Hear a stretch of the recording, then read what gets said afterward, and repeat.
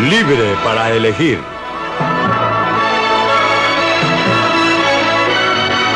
Una opinión personal de...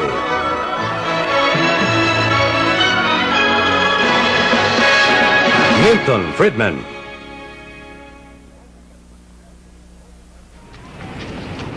¿Cómo permanecer libre? Cada día, cientos de personas acuden al Capitolio en Washington, D.C., atraídos solamente por el poder. Son comités de acción política que son incapaces de decidir. Algunas cartas, alguna correspondencia de los electores. Ese poder se ha acumulado aquí durante los últimos 50 años en la sede del gobierno del país más poderoso del mundo. Este es Bill Hendricks de mi personal. ¿Cómo está? Mucho gusto en conocerlo. ¿Cómo está? ¿De qué está hablando? Creo que está hablando de pistolas. ¿No le parece a usted que es peligroso? Hola, este es Warren Richardson. Oh, Mary, sí. ¿En qué estás pensando? Warren Richardson se gana la vida sabiendo quién tiene poder e influencia para intercambiar. Sí, muy bien. Estaré aquí esperándolo. Es un miembro del Cabildo. Gracias, adiós. La posición oficial del gobierno sobre este proyecto de ley es, sin embargo, que su consideración sería prematura en este momento, en vista de que los... Trata con gente como esta, miembros del Comité de Agricultura de la Cámara. Ellos crean algunas de las leyes y reglamentos que, entre otras cosas, controlan el alimento que comemos. Son elegidos funcionarios, los que tienen poder para gastar millones de dólares de nuestro dinero en impuestos. Incluye toda la página 2 y el total de la 3. A mucha gente le gustaría poner sus manos en ese dinero. Ese es el tipo de materia que nunca debe aparecer en los libros de estatutos y creo que cualquiera que haya participado en el Comité de Justicia lo sabe. La forma de obtener una administración con sentido común es teniendo una administración con más sentido común en agricultura. El acceso es muy importante. Y la forma en que se obtiene también. Por ejemplo, antes solo existían pocos cabildos en esta ciudad. Y ahora registramos hasta 15,000 cabilderos, más el personal subsidiario, secretarias, recepcionistas y dactilógrafas. Y también la investigación correspondiente. Están llamando a todas las firmas legales imaginables. Así pues, existe una tremenda base de apoyo allá para los esfuerzos del cabildo. No demora mucho tiempo en darse cuenta que la concentración del poder en manos de unas pocas personas, sin importar cuán bien intencionadas, es una amenaza real a la libertad del individuo. Por supuesto que Warren Richardson no lo considera así. A través de los años, ha trabajado con éxito para algunos grupos con intereses especiales en energía, medio ambiente, salarios y precios. Hoy día, está alegando el caso de otro interés especial, el Comité de Acción Nacional de la Reforma de la Ley Laboral, tratando de mover las influencias hacia su punto de vista. Eso es tirar las cosas por sobre la borda. Eso es ir demasiado lejos. Casi no existe un momento en que los corredores de los edificios de oficinas del Congreso no estén llenos de gente que espera su oportunidad para ver e influenciar al hombre elegido en el centro del poder. En esa legislación, para fondos de las comunidades por 50,000 y menos, las metas de la ley existente y ciertos requisitos documentales estatuidos a menudo son poco realistas para las comunidades más pequeñas. Los acuerdos logrados aquí nos afectan a todos y a veces en forma que desaprobamos. Pero no culpen a la gente que adopta los acuerdos. Solo están buscando su propio interés, que puede ser tan pequeño como ganarse $1 o tan amplio como tratar de reformar al mundo. Nosotros, los ciudadanos, tenemos la culpa porque hemos entregado tanto de nuestras vidas, de nuestras decisiones personales al gobierno, y ahora descubrimos que el gobierno en realidad limita severamente nuestra libertad.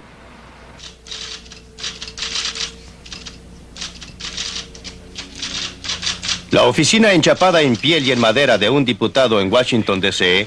es la meca para aquellos que tratan de obtener influencia detrás de la escena.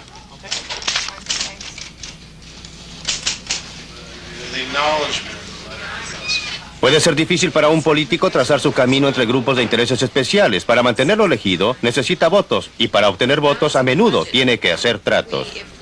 Esto para que nuestro partido vuelva a la Casa Blanca. Si el señor presidente envía políticas que los republicanos apoyen... A menudo es un asunto frustrante. Cuando la gente lo visita no es con fines de debate y diálogo o de discusión sobre algo, sino simplemente para pedir su interés especial o su única preocupación. Aquí es cuando se pone sumamente difícil porque puede existir un número igual al lado opuesto de la moneda.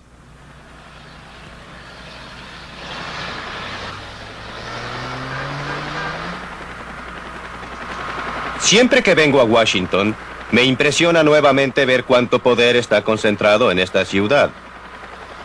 Pero debemos comprender el carácter de ese poder.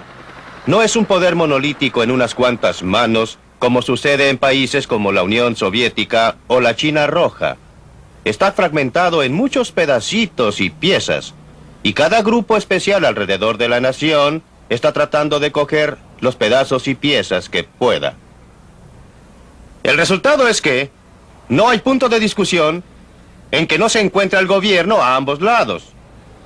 Por ejemplo, en uno de estos edificios sólidos, diseminados a través de toda esta ciudad, llenos hasta reventar de empleados gubernamentales, que algunos están sentados tratando de idear cómo gastar nuestro dinero para desalentarnos de fumar cigarrillos.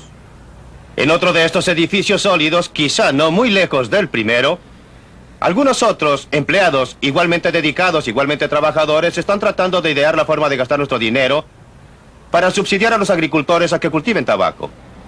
En un edificio están estudiando cómo mantener los precios bajos, en otro edificio tienen planes para subir los precios que reciben los agricultores o los precios de las importaciones o impedir la entrada de productos baratos. Establecimos un enorme departamento de energía con 20,000 empleados para alentarnos a ahorrar energía. Establecimos un enorme departamento de protección ambiental para idear maneras de tener aire más limpio que involucra usar más energía. Ahora que muchos de estos efectos se cancelan entre sí. Pero esto no quiere decir que estos programas no hagan mucho mal y no hay cosas muy malas a su respecto. De una cosa pueden estar seguros: los costos no se cancelan entre sí, se suman. Cada uno de estos programas gasta más dinero de nuestros bolsillos, del que podríamos usar para comprar bienes y servicios para cubrir nuestras distintas necesidades. Todos estos programas usan a gente muy capaz y muy hábil también, que podrían estar haciendo cosas productivas. Todos ellos preparan reglas, reglamentos, papeleo, formularios que llenar. Dudo que exista una persona en este país que no viole en una forma o en otra estas reglas o reglamentos o leyes cada día. No porque quiera o tenga intención de hacerlo, sino porque es imposible para cualquiera que sepa lo que son. Estas son las cosas malas. Pero también hay algo bueno en esta fragmentación del poder, y es que nos permite hacer algo al respecto. Si el poder estuviera realmente concentrado en unas pocas manos monolíticas, sería imposible reformar el sistema. Pero como está fragmentado, como está dividido, podemos observar cuánto derroche existe. Podemos ver cuán ineficiente es y cómo la mano izquierda pocas veces sabe lo que está haciendo la derecha. Pero no siempre fue así.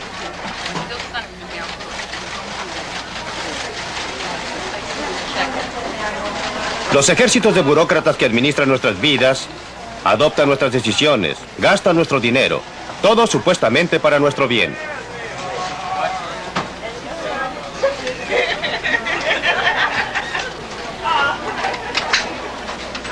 Nuestra nación fue creada con algo fundamentalmente distinto en mente.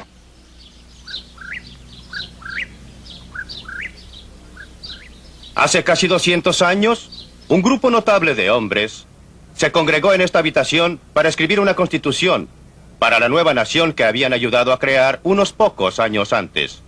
Eran un grupo de gente sabia, culta y preparada. Habían aprendido una lección de la historia que dice: el gran peligro para la libertad es la concentración del poder, especialmente en manos de un gobierno. Estaban decididos a proteger a los ciudadanos de los nuevos Estados Unidos de América contra ese peligro, y redactaron su constitución con eso en mente. Esa constitución nos ha servido bien, nos ha permitido conservar nuestra libertad durante 200 años. Pero en los últimos 50 años, hemos estado olvidando la lección que los hombres sabios conocían también. Al considerar al gobierno como una amenaza para nuestra libertad, hemos llegado más y más a considerarlo como un benefactor del cual emanan todas las cosas buenas. Hemos asignado cada vez más tareas de gran importancia al gobierno. Le hemos entregado una fracción cada vez mayor de nuestra renta para que la gaste por nuestra cuenta. Y todos pueden ver los resultados. Son desilusionantes. Las grandes expectativas no se han logrado. Y nuestras libertades han sufrido en el proceso.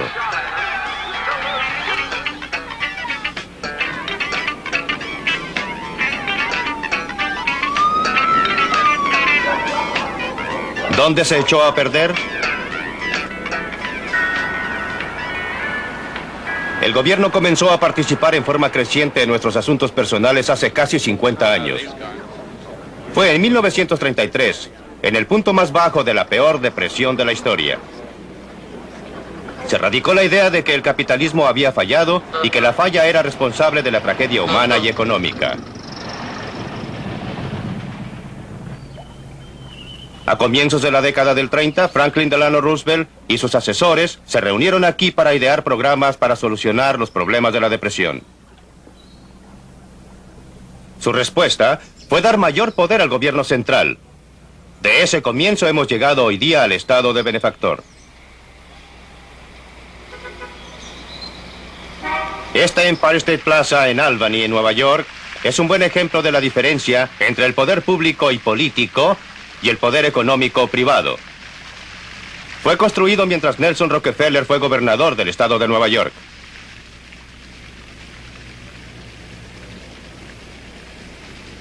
La familia Rockefeller ha gastado millones de su dinero privado en buenas causas. Ha dotado a universidades como la mía en la Universidad de Chicago. Ha financiado investigaciones médicas. Ha reconstruido Williamsburg. Pero no todo el dinero privado de la familia Rockefeller les ha dado nada parecido a la cantidad de poder que pudo tener Nelson Rockefeller como gobernador del estado de Nueva York. Construyó monumentos similares a este por todo el estado, usando cada recurso que pudo idear para financiarlos. Cuando dejó su cargo, los impuestos por persona en el estado de Nueva York eran más altos que cualquier otro estado del país, con la única excepción de Alaska. Y además existía una deuda monumental. Tanto así que su sucesor, quien tenía la reputación como diputado demócrata de ser un gran gastador, tuvo que usar en su discurso inaugural prédicas para las virtudes de la austeridad y para decir que había concluido el tiempo de vino y rosas.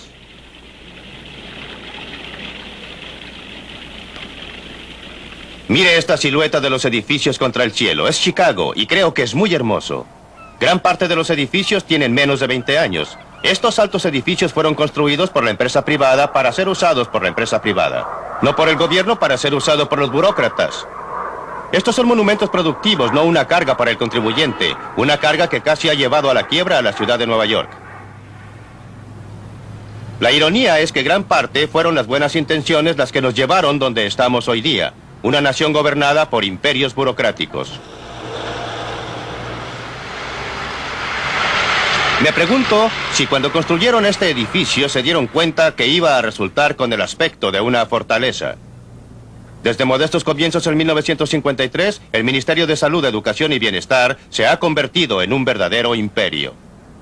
Solo una pequeña parte de su personal total está instalado en este edificio, que es su casa matriz, solo 2.000 burócratas. Su presupuesto es el tercer presupuesto más grande de todo el mundo, solo sobrepasado por el presupuesto total de los Estados Unidos y el de la Unión Soviética. Emplea directamente a 150.000 personas a horario completo y el imperio que rige emplea a otro 1.000.000. Más de una de cada 100 personas en los Estados Unidos trabaja en el imperio del Ministerio de Salud, Educación y Bienestar.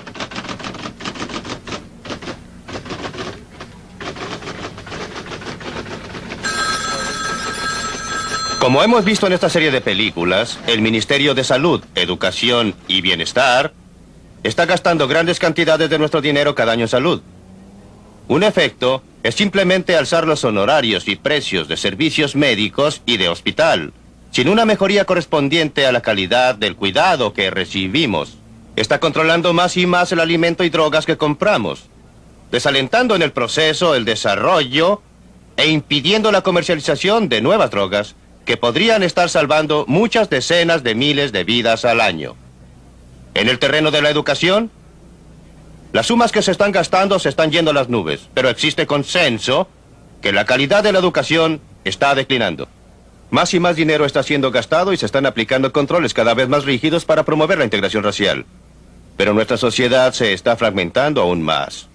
En el campo del bienestar social, cada año se están gastando miles de millones de dólares en una época en que el estándar de vida del norteamericano promedio es el más alto de su historia.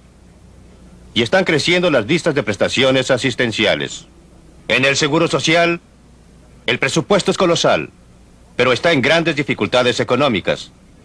Los jóvenes se quejan, y con mucha razón, respecto a los altos impuestos que deben pagar, y es que esos impuestos son necesarios para financiar los beneficios que reciben los ancianos. Y los ancianos se quejan, y también con justicia. Y es que es difícil para ellos mantener el estándar de vida que se les indujo a esperar de un sistema que fue promulgado para asegurarse que los ancianos jamás se convirtieran en objetos de caridad. Ha tenido como resultado que un número creciente de nuestros mayores estén en esas listas. De acuerdo a su propia contabilidad, el HEW perdió en un año, y debido al fraude, abuso y derroche, una cantidad de dinero que habría construido bastante más de 100,000 casas que costaran $50,000 cada una. Con razón, esas iniciales cada vez más significan cómo estimular el derroche. Han descubierto en algunas ciudades que sobre el 20 al 25% de la gente que actualmente está recibiendo ayuda no tienen derecho a hacerlo o están recibiendo más de lo que debieran. Y al estudiar esto parece que el motivo principal no son las mismas leyes del bienestar, sino la forma en que son administradas, que es muy relajada y suelta. Uno de los casos más famosos acaba de ocurrir la semana pasada. Arrestaron a una mujer en el sur de California. La llaman la reina del bienestar. Durante los últimos 6 o 7 años, ella recibió $300,000 en pagos asistenciales. Después de impuestos, si usted lo considera sobre una base antes de impuestos, podría ser el equivalente de más de $1 millón antes del impuesto a la renta. Ella y su marido estaban viviendo en una hermosa casa de $170,000, tenían buenos autos y... Ella tenía una técnica muy simple, usaba nombres ficticios, nombres falsos, y firmaba, creo que en distintas agencias de bienestar. Ella iba y cobraba sus cheques. Debe hacerse algo respecto a este estado escandaloso de cosas. ¿Qué mejor decisión burocrática que establecer un departamento especial, repleto de computadores y empleados fiscales, todos dedicados a descubrir despilfarros, usando el dinero de los contribuyentes, por supuesto, al hacerlo? $27,5 millones el primer año. Como escribió Adam Smith hace más de 200 años, en el mercado económico, la gente que solo trata de servir sus propios intereses privados son conducidos por una mano invisible para servir los intereses públicos, los que no tenían intención de promover. En el mercado político también opera una mano invisible, pero desgraciadamente opera en dirección contraria. La gente que solo quiere servir a los intereses públicos son llevados por una mano invisible a servir los intereses privados que no tenían intención de promover. La razón es simple. Como hemos visto, en un caso tras otro, el interés general está desparramado entre millones y millones de personas. El interés especial está concentrado. Cuando los reformadores logran que una medida sea aprobada, siguen con otra cruzada, sin dejar a nadie atrás que proteja el interés del público. Pero en realidad dejan atrás algún dinero y algún poder. Y los intereses especiales que se benefician de ese dinero y ese poder rápidamente los ganan a expensas de la mayoría del resto. Pero ahora, después de 50 años de experiencia, es obvio que no importa en realidad quién vive en esa casa. El gobierno continuará creciendo mientras el resto de nosotros crea que la forma de solucionar nuestros problemas es entregándolos al gobierno.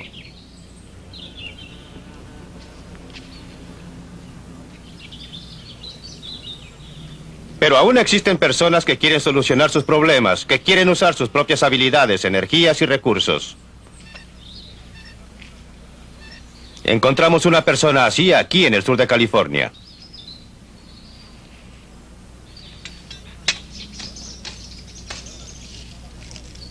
John McColm, un bombero, estaba planeando su jubilación. Decidió realizar la ambición de su vida. Construiría su propio hogar con sus propias manos. Compró un sitio con una vista magnífica, despejó el terreno y se dio cuenta que era el primer hombre que jamás había cultivado esta tierra. Lo hizo sentirse bien. Trajo una casa rodante al borde de su sitio y se trasladó con su esposa a vivir ahí mientras trabajaban en la casa.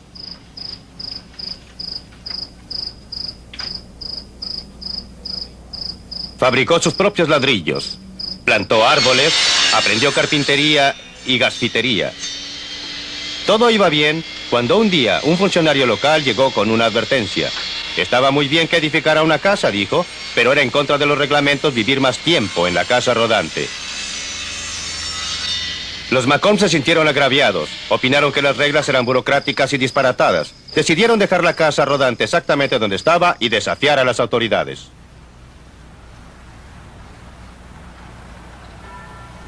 Pat Brennan se convirtió en casi una celebridad en 1978 porque estaba repartiendo el correo en competencia con la Oficina de Correos de los Estados Unidos. Con su marido se instalaron en un subterráneo en Rochester, Nueva York. Pronto empezaron a progresar. Cobraban menos que el correo y garantizaban la entrega de los paquetes y cartas el mismo día en el centro de Rochester. No hay duda ahora que estaban violando la ley de ese momento. La Oficina de Correos los demandó. El caso contra ellos era simplemente que no debían manejar cartas.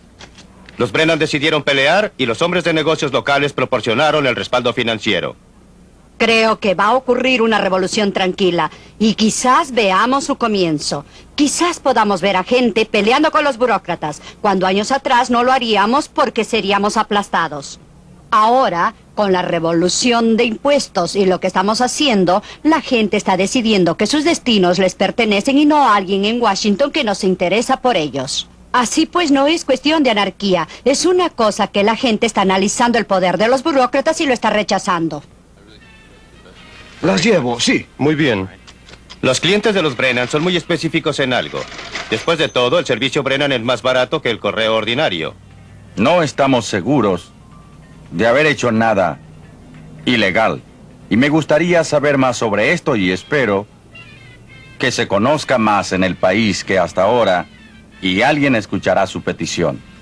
Porque cuando usamos a los Brennan sabemos con certeza que ese mismo día se va a hacer la entrega. Y estamos seguros que pasará día tras día tras día. Mientras que con el otro sujeto no estamos seguros ni sabemos en qué estado va a llegar allá. Por eso apoyo a los Brennan 100% y los ayudaré en todo lo que pueda hacer. La cuestión de libertad se presenta en cualquier clase de negocio. Si acaso usted tiene derecho a desarrollarlo y el derecho a decidir lo que va a hacer.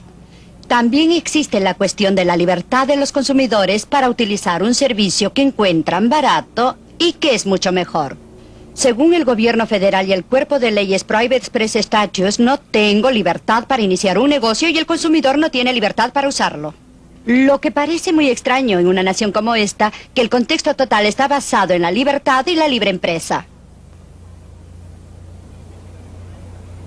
La Oficina de Correos ganó el caso. Llegó hasta la Suprema Corte del Estado y los Brennan fueron clausurados. No pudieron continuar con el negocio de repartir correspondencia.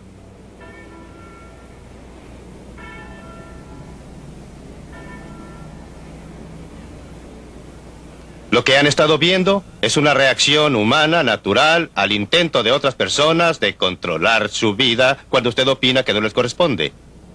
La primera reacción es resentimiento. La segunda es tratar de evadirlo. Y finalmente, se produce una declinación en el respeto a las leyes en general. Esto no es algo especialmente norteamericano. Sucede en todo el mundo, donde quiera que alguien trate de controlar a otra persona. Por ejemplo, observe lo que está sucediendo a los ingleses.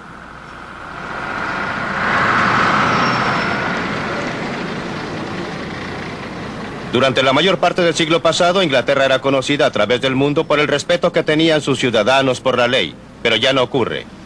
Creo que es perfectamente justo decir que en los últimos 10 a 15 años nos hemos convertido en una nación de mentirosos.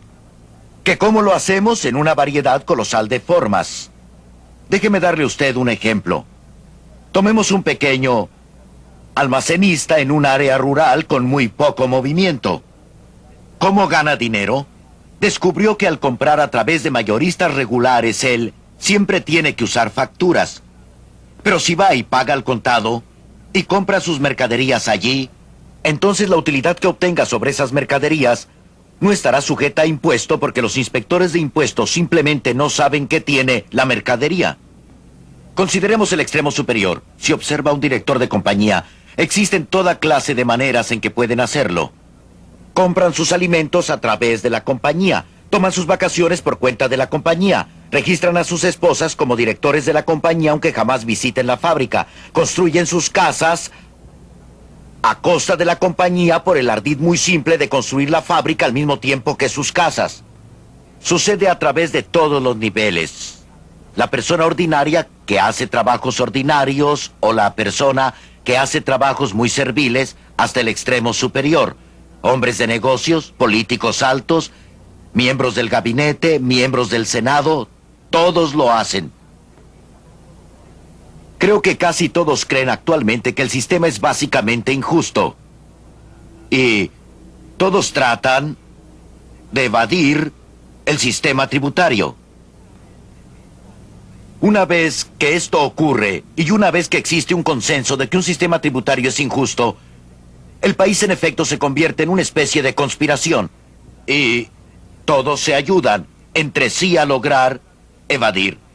No será difícil en este país porque la otra gente en realidad quiere ayudarlo. Y en 50 años no es diferente, dice la gente. No, no lo es. No es como debería ser. Así pues, esa es la primera razón, el nivel de impuestos muy alto. Pero creo personalmente que existe otro factor que considerar. Y es que a través de los años hemos tenido un enorme crecimiento en la burocracia y en los gastos del gobierno. Esta evasión merma, si usted lo quiere así, la protección a la gente, al ciudadano. Usted sabe, servicio de salud, todo el tipo de beneficios de una u otra clase. Y creo que la gente ha llegado a estar consciente de un nuevo factor. Un sentimiento de que las cosas ya no tienen todo el valor que tenían, que el dinero no es algo vital, si falta se obtiene de alguna institución gubernamental. Evasión criminal de impuestos en Gran Bretaña. Leyes y reglamentos desafiados en los Estados Unidos. No hay nada que celebrar. Lo que es alentador es que a través del mundo libre, el público está reconociendo los peligros de un gran gobierno y está adoptando medidas para controlarlo, pero no será una tarea nada fácil reducir el tamaño del gobierno. Hoy día, en nación tras nación, el interés especial más fuerte ha llegado a ser la burocracia atrincherada, ya sea a nivel nacional o local. Además, cada uno de nosotros obtiene beneficios especiales de uno u otro programa gubernamental. La tentación es tratar de reducir al gobierno a costa de otros, manteniendo al mismo tiempo privilegios especiales. Eso representa un atolladero. El enfoque correcto es atacar de cabeza el crecimiento exclusivo de los gastos gubernamentales. Demos un presupuesto al gobierno, igual que nosotros tenemos un presupuesto. Un movimiento en esta dirección ya se está produciendo en los Estados Unidos con las numerosas proposiciones de enmiendas constitucionales que limitan los gastos del gobierno. Varios estados ya han adoptado tal enmienda. Existe una fuerte presión por una enmienda similar a nivel federal. Las enmiendas deben forzar al gobierno a operar dentro de un presupuesto estricto. Cada interés especial tendría que competir con otros intereses por una participación mayor en cierto pastel, en lugar de que todos puedan unir sus fuerzas a expensas del contribuyente. Este es un paso importante, pero es solo un primer paso. Ningún pedazo de pastel puede solucionar en sí todos nuestros problemas. Lo que se necesita es un reconocimiento público difundido de que el gobierno central debe estar limitado a sus funciones básicas, defendiendo a la nación contra enemigos extranjeros, conservando el orden en casa, mediando nuestras disputas. Debemos llegar a reconocer que la cooperación voluntaria a través del mercado y en otras formas es una manera mucho mejor de solucionar nuestros problemas en vez de entregarlos al gobierno. Aquí es donde radica gran parte de la fuerza futura de los Estados Unidos, en lugares como Otama, Iowa, donde vive gente de todos los niveles económicos. No existen barrios bajos en Otama, ni existen extremos ni de riqueza ni de pobreza. Todos son parte de una comunidad en la cual cada parte depende de las otras para una vida estable y feliz que vale la pena vivir. Esta es la clase de comunidad que formó el carácter de la América democrática.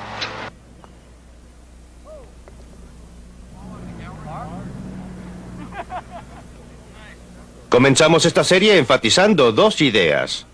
La idea de la libertad humana en la forma en que está indicada en la Declaración de Independencia de Jefferson y la idea de libertad económica en la forma expresada en la riqueza de las naciones de Adam Smith.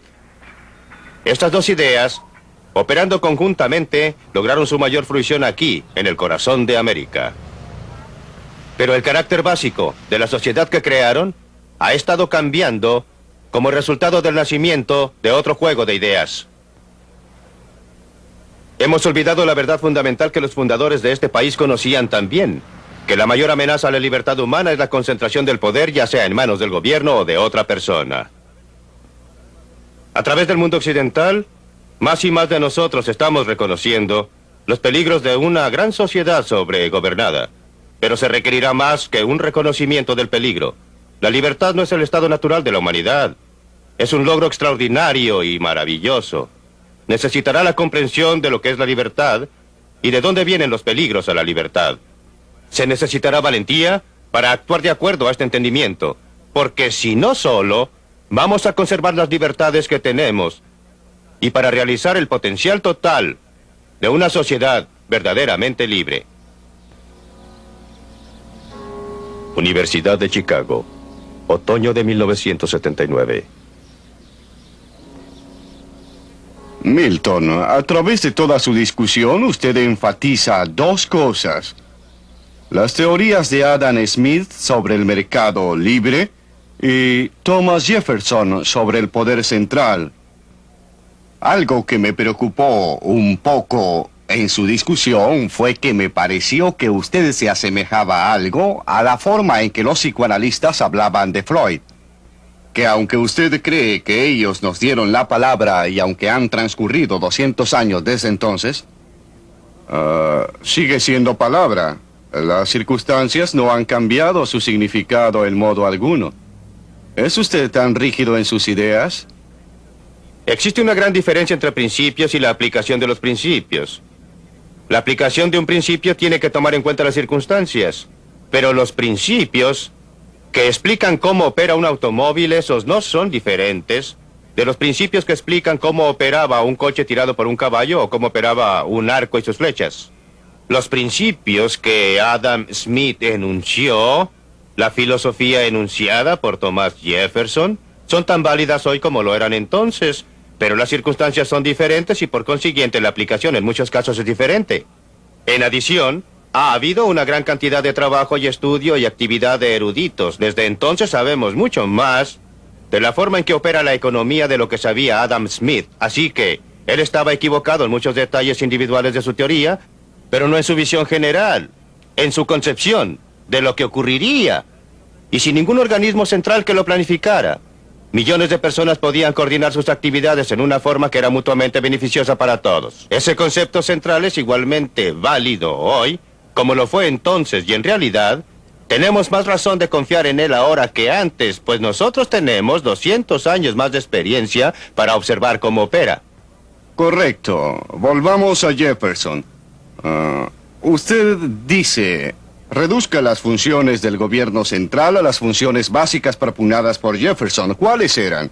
Defensa contra los enemigos extranjeros, preservar el orden en casa y mediar en nuestras disputas. Pues bien, ¿cree que podemos hacerlo en el mundo complicado y complejo en que vivimos hoy día sin crear problemas serios?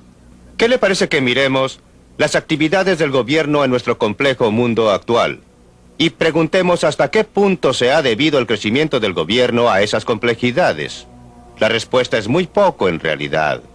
¿En qué área ha crecido el gobierno más rápidamente? En obtener dinero de algunas personas y darlo a otras. El área de transferencia. El HEW, un presupuesto 1,5 veces el presupuesto total de defensa. En esa área es donde ha crecido el gobierno. En esa área es donde ha entrado la tecnología. No ha sido por hacer que ciertas funciones del gobierno sean necesarias, sino haciendo posible para el gobierno hacer cosas que no podía haber hecho antes. Sin computadores modernos, sin métodos modernos de comunicación y transporte, sería totalmente imposible administrar la clase de gran gobierno que tenemos ahora. Por eso diría que la relación entre tecnología y gobierno ha sido que la tecnología ha hecho posible al gran gobierno en muchas áreas, pero no lo ha necesitado. Yo creo que usted culpó al gobierno por la gran depresión que sufrimos desde el año de 1929 al año de 1933. Y claro que usted culpó a Franklin Delano Roosevelt de todo. Pero la mayoría de la gente considera que él salvó nuestra economía libre del desastre. En vista de la catástrofe de la Gran Depresión, no tengo ninguna duda que medidas gubernamentales de emergencia eran necesarias. El gobierno había creado un caos. No el gobierno de FDR, sino el gobierno que lo precedió, aunque en realidad fue principalmente el sistema de la Reserva Federal que en realidad no estaba sujeto a elección. Pero cuando FDR actuó hizo dos cosas muy diferentes. Lo más importante, ¿había el gobierno creado un caos por lo que hizo o por lo que no hizo? Por lo que hizo, por sus políticas monetarias que forzaron y produjeron una fuerte declinación de la cantidad total de dinero. Existía un mal manejo del aparato monetario. Si no hubiera existido el sistema federal de reserva, en mi opinión, no habría existido una gran depresión entonces. Pero la depresión había ocurrido, y fue una catástrofe de una clase casi inimaginable. No culpo en absoluto, y por el contrario, alabo a Roosevelt por algunas de las medidas que adoptó. Obviamente no eran las mejores, pero eran medidas de emergencia. Tenía una emergencia y tenía que enfrentarla. Y las medidas de emergencia, tales como el programa de ayuda, aún el WPA, que fue un programa para crear trabajo, sirvieron funciones muy importantes. Él también desempeñó una función muy importante al darle a la gente confianza en sí misma. Su gran discurso sobre lo único que tenemos que temer es al miedo fue ciertamente un elemento muy importante para devolver la confianza al público en general. Pero él fue mucho más allá. También comenzó a cambiar, bajo la presión pública, la clase de sistema de gobierno que teníamos. Si vamos más allá de las medidas de emergencia, las que él consideró como medidas de reforma, cosas como NRA y AAA declaradas inconstitucionales, luego al sistema del seguro social, Ahora consideremos el sistema de seguridad social. La gente lo quería esa protección, estaban asustados, deseaban ayuda. No. Usted dijo presión. ¿Presión de quién? Presión de la gente que estaba expresando lo que ellos creían que debían tener. ¿No existía una demanda pública amplia por programas de seguridad social? La demanda por... Ninguna demanda por prestaciones asistenciales con 13 millones de personas. Por ayuda. Yo estaba separando las medidas de emergencia de las medidas permanentes. El Seguro Social en los primeros 10 años de su existencia no ayudó a casi nadie, solo obtuvo dinero. Muy pocas personas tenían derecho a los beneficios. No era una medida de emergencia, era una medida a largo plazo. Y tenía que venderse al público norteamericano, principalmente por el grupo de reformadores, intelectuales, agencias, la gente asociada con el FDR. La seguridad social es uno de los programas más engañosos. Ha sido vendido como un programa de seguro y no es un programa de seguro. Es un programa que combina un mal impuesto, un impuesto sin intereses sobre los salarios hasta un máximo, pero es un sistema muy injusto y desigual para conceder beneficios bajo el cual algunas personas obtienen mucho y algunas personas poco. De modo que el seguro social... ¿Usted aboliría ahora la seguridad social? Yo no rechazaría ninguno de los compromisos que ha tomado el gobierno actual, pero ciertamente reformaría el seguro social en forma tal que terminaría con su eliminación final. Usted no tiene miedo entonces del mercado libre bajo ninguna circunstancia. Cuando la cooperación que usted considera necesaria, que usted cree que esta siempre llega y no llega. Cuando la competencia llega a ser tan fuerte que se convierte frecuentemente en corrupta y que se convierte esta en estúpida. Considere, por ejemplo, lo que está sucediendo en el mercado actual. Los conglomerados se están apoderando de toda clase de... Suponga que vivimos en un hotel que es administrado por un conglomerado. ¿Por qué debe la ITT, por ejemplo, administrar un hotel? ¿Y cómo va usted a evitarlo? Bien, en primer lugar, nuevamente... Sin gobierno, sin algún... Nuevamente, son las medidas gubernamentales las que han promovido los conglomerados. La única razón principal para la existencia de conglomerados es porque son una forma muy efectiva para librarse de la legislación tributaria. Ahora le haré otra pregunta. ¿Quién resulta más afectado por los reglamentos gubernamentales, por el control gubernamental? Creí que se suponía que iba a formular las preguntas. Pero se me advirtió que esto podía ocurrirme a mí. ¿Quién es más afectado? ¿El hombre grande que lo puede manejar, que Puede tener un departamento separado para preocuparse del papeleo o el pobre. El hombre grande siempre puede cuidarse bajo cualquier sistema. Correcto. Por eso requerimos un sistema que dé menos ventajas al hombre grande.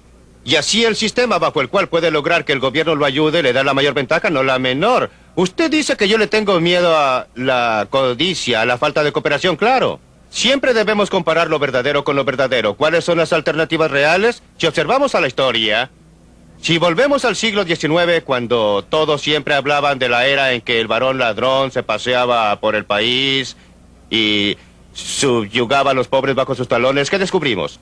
Que hubo el mayor flujo de actividad caritativa voluntaria en la historia del mundo. Esta Universidad de Chicago es un ejemplo. Fue fundada por contribuciones de John D. Rockefeller y otras personas. Los colegios y universidades a través del Medio Oeste. Si usted pregunta cuándo fue fundada la Cruz Roja, o el Ejército de Salvación, o los Niños Exploradores, descubrirá que todo eso sucedió durante el siglo XIX, en la era del capital rapaz no regulado. Milton, me gustaría volver a la cuestión de los conglomerados. Acepto lo que usted dice de la política de concentración de gobierno central, del gobierno, o si usted quiere, o como quiera llamarlo. Él es responsable del crecimiento de los conglomerados. ¿Qué podemos hacer al respecto? Nada. ¿Debe el gobierno tratar de deshacerlos? ¿Debe alguien tratar? No. ¿Debemos dejarlo fracasar? Los debe dejar fracasar, por supuesto. Me opongo fuertemente a que el gobierno los sancione. Debe dejarlos fracasar. Lo mejor que usted puede hacer, en mi opinión, es primero tener un comercio libre total para que corporaciones de otras naciones puedan competir con las de esta nación para tener solamente 2 o 3 compañías de automóviles. Espere un momento. Pero existe Toyota, existe Volkswagen. La competencia externa es efectiva, pero en segundo lugar... Cuando dice comercio libre completo, ¿se refiere a todo el mundo? No, señor. Quiero decir que los Estados Unidos individualmente, unilateralmente, deben eliminar todas las barreras comerciales. Claro que estaríamos mejor si todos los países hicieran lo mismo. ¿Qué cree que ocurriría si lo hiciéramos? Creo que estaríamos mucho mejor y muchos otros seguirían nuestro ejemplo. Eso ocurrió en el siglo XIX cuando Gran Bretaña en 1846 eliminó unilateralmente todas las barreras comerciales. De modo que yo no... ¿No cree usted que este país sería inundado con bienes de todas clases de todo el mundo, quizás más baratos, ¿Qué que haría la tendríamos gente? mayor desempleo en ¿Qué este harían país? con su dinero la gente que nos vendió sus mercaderías? Obtendrían dólares. ¿Y qué harían con los dólares? ¿Comerlos? Si ellos quieren mandarnos mercaderías a cambio de dólares, encantados de tenerlos. No es un problema siempre que tengamos un tipo de cambio libre, porque no podremos exportar sin importar, ni podemos importar sin exportar. No habría una reducción en el empleo. Lo que existiría sería una pauta de empleo diferente. Habría más empleo en industrias de exportación y menos empleo en las industrias que compiten con las importaciones. Pero volvamos a los consorcios por un momento. Quiero hacerle una clase distinta de pregunta. Los consorcios no me son muy atrayentes, preferiría muchas empresas pequeñas. Pero existe toda la diferencia en el mundo entre un consorcio privado y uno gubernamental. En general, el consorcio gubernamental le puede sacar dinero a usted sin que usted quiera dárselo. Usted y yo pagamos por Amtrak y por el déficit de correos, sin importar si usamos o no los servicios de Amtrak o del correo. Yo no pago a su consorcio a menos que arriende uno de sus departamentos. Obtengo algo por mi dinero. Con los malos que son los conglomerados privados, son menos malos que una de las alternativas. Supongamos que yo esté de acuerdo con casi todo lo que usted dice y que digo que sería si usted maravilloso está de acuerdo si con todo empezamos lo que yo de digo, cero. sería un ser extraordinario. No dije que estoy de acuerdo, dije supongamos que estoy de acuerdo con el fin de discutir. No podemos comenzar de cero. ¿Cómo deshacemos lo que hemos hecho? Es lo más difícil. Usted, no yo. Ese es el problema más difícil y estoy de acuerdo en que es la cuestión real secreta. ¿Cómo vamos desde donde estamos a donde queremos ir? No podemos llegar allá de la noche a la mañana. No podemos llegar allá simplemente eliminando las cosas que no debían haber sido ejecutadas. Como en el caso de la seguridad social, la tenemos. Y tenemos que cumplir nuestras obligaciones. Por eso tenemos que desarrollar una serie de políticas que nos permitan movernos gradualmente de donde estamos a donde queremos estar. El primer paso y el más importante, en mi opinión, es dejar de movernos en dirección errónea. Milton, usted dijo que a través del mundo libre el público está reconociendo el peligro del gobierno grande y está adoptando medidas para controlarlo. Pero ¿cómo? Con el ejemplo de lo que la libertad ha logrado, ¿explica usted que los nuevos países que se han estado creando vayan todos camino a la dictadura? El clima intelectual de opinión tiene una enorme influencia en lo que sucede. Y la actitud popular intelectual en los países libres para los países pobres ha sido que tienen que tener un gobierno centralizado. Y eso ha servido a los intereses de pequeños grupos electos en esas naciones. En una nación atrasada tras otra, lo que ha sucedido es que han obtenido su libertad supuestamente del gobierno colonial. Un pequeño grupo selecto ha administrado el país para su propio beneficio y a costa de los pobres. Es una tragedia de nuestra era. Cambia el clima de opinión en los países principales. A medida que cambia el clima de opinión, a medida que la filosofía, la actitud, lo que está enseñando en las universidades sea diferente, usted verá que esos otros países atrasados lo seguirán. ¿Existe alguna evidencia en ese sentido? Si usted observa los países atrasados que están actuando en la mejor forma para ellos. Hay lugares como Hong Kong, como Singapur, como Taiwán, como Corea. No son países libres en nuestro sentido del término, no lo son. pero ellos tienen muchos más elementos de libertad. Un ámbito mayor para la iniciativa individual que muchos de los otros países del mundo que han llegado más allá en dirección del control comunista centralizado. ¿Cómo? Singapur, por ejemplo, y Taiwán tienen una economía, como usted dice, muy libre. ¿Cómo permanecen libres sus economías y sus políticas cuando su libertad humana está reprimida? Y según entiendo, en muchos casos, severamente, no tienen las libertades que nosotros, de prensa, de religión. La libertad económica es una condición necesaria para toda libertad humana, pero no es una condición suficiente. Usted puede tener una economía que es libre en gran parte con grandes elementos de restricción. Por ejemplo, déjeme considerar la experiencia norteamericana antes de la Guerra Civil. Tenía una mezcla de una libre economía, en gran parte con un segmento de la población como esclavos en situación de servidumbre involuntaria. Pero aun cuando no se tiene una libertad política completa, en el caso de Singapur o Taiwán, los seres humanos son más libres que en esas sociedades en que tampoco existe la libertad económica. Si usted compara la situación de la gente en un lugar como Singapur con la situación de la gente en un lugar como China o como en Indonesia, usted verá que la libertad económica es un componente muy importante de la libertad total. No es algo diferente, no es algo separado. La libertad económica es parte de la libertad total y para la mayoría de la gente la más importante. La libertad no representa mucho para un hombre que se está muriendo de hambre. Y si una sociedad libre no lo ayuda, sería muy difícil para él permanecer libre por mucho tiempo.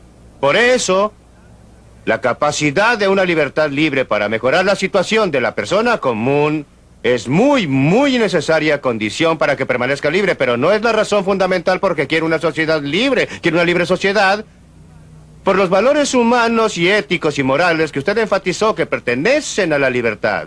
La libertad realmente permanece en su valor. Suponga que los valores morales signifiquen mucho para mí, pero no signifiquen nada para el hombre hambriento. Si él no ha tenido tiempo de pensar, no significa absolutamente nada para él. No. ¿Qué va a hacer usted? ¿Cree usted que No, significa algo creo para que él? significa algo para ellos, por supuesto.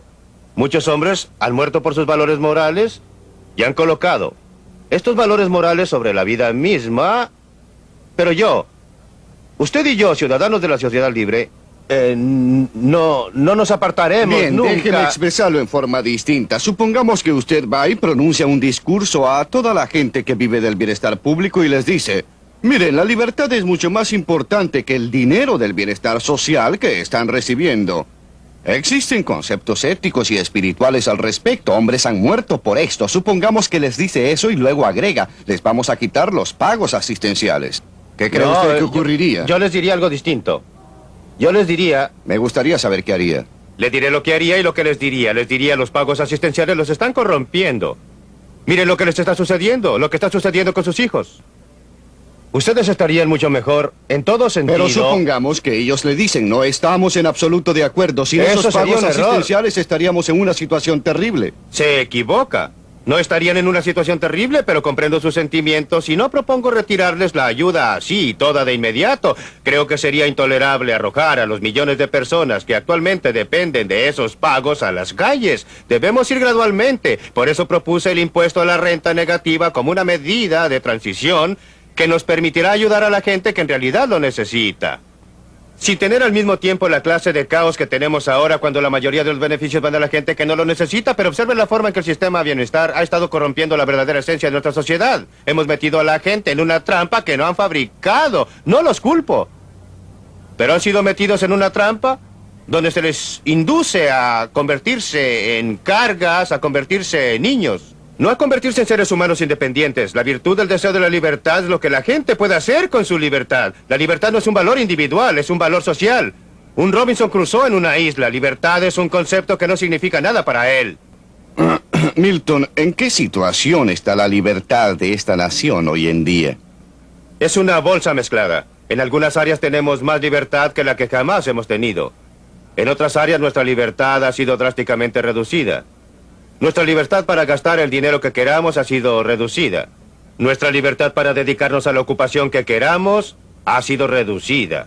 Nuestra libertad para iniciar diversos negocios ha sido reducida. Y estas restricciones a nuestras libertades económicas se han trasladado a restricciones a la libertad con que hablamos y conversamos. Las actividades que desarrollamos, nuestras actividades hacia los funcionarios gubernamentales. En esas áreas nuestras libertades han sido ¿Qué hay severamente restringidas. respecto a usted? Usted como individuo, y en realidad tenemos que tratar con millones de cientos, 200 millones, 220 millones de individuos. Con respecto a usted, ¿qué libertad cree que ha perdido?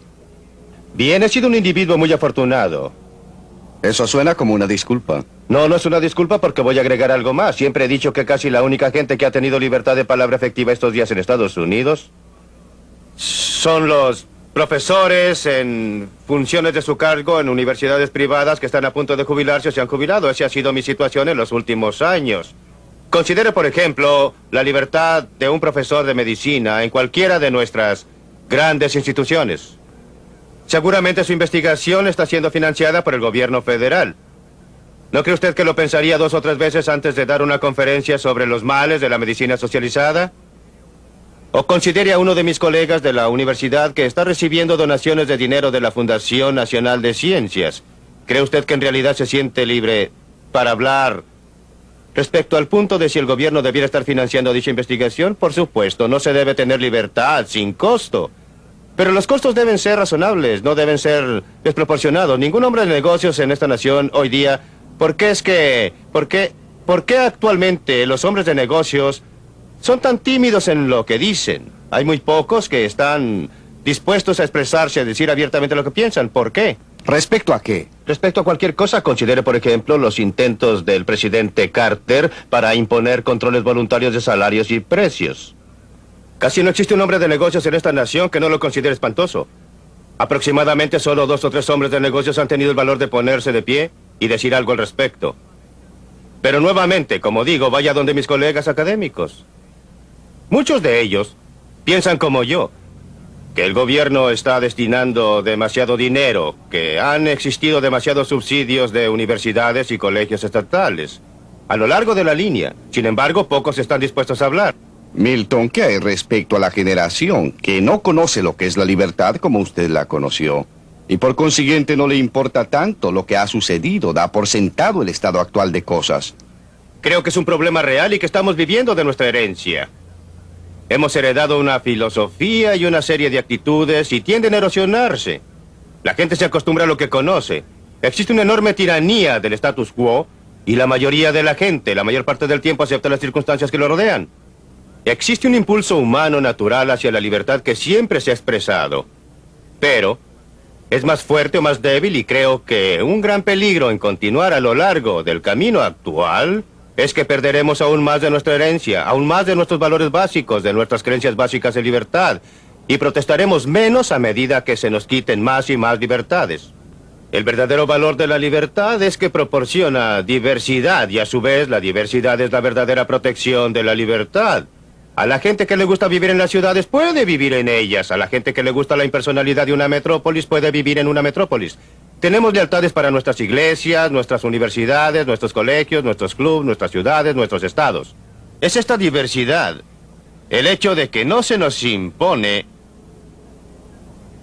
una conformidad monolítica, que es la fuente de protección de nuestra libertad y el fruto de la libertad. Es porque La libertad protege la diversidad, permite... Usted recordará la frase de Mao que dijo que iba a permitir que 100 flores florecieran. Por supuesto no lo hizo. Tan pronto como la gente habló y las flores florecieron, las cortó.